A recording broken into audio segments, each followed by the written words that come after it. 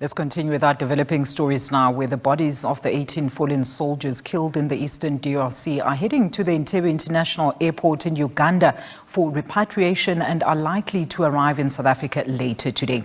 Now, this includes the bodies of the 14 SANDF soldiers killed in fighting with the M23 rebels near Goma in late January.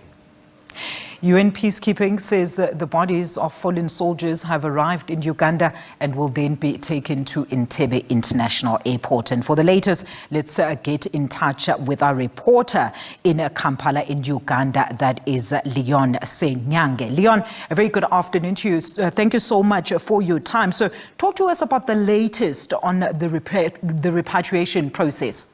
Well, absolutely. This is a process that started much earlier, but specifically yesterday, Friday, when the convoy, the UN convoy, having the 18 bodies of the fallen soldiers, like you say, 14 South Africans, 2 Malawians and 2 Tanzanians, moved from Goma down into Rwanda, then crossed into Uganda. And the communication we've been able to receive now is that they have finally arrived in the capital, Kampala. The convoy has then proceeded to the main hospital, Mulago. That, of course, may have medical processes involved therein. And thereafter, the movement will, of course, the convoy will then proceed to the UN logistics base in Entebbe, approximately 33 kilometers from the capital. And of course, therein is where the plans to repatriate the bodies will follow.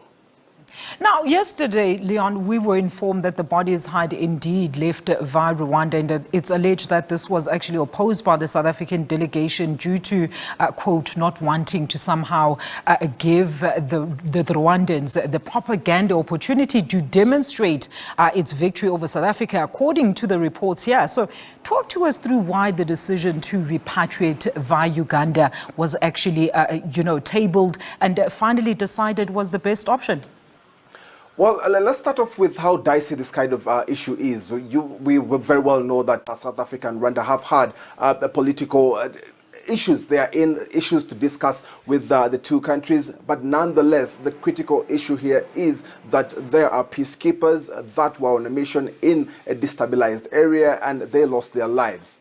Getting them back home and the respect that they deserve for their service is one of the very important issues.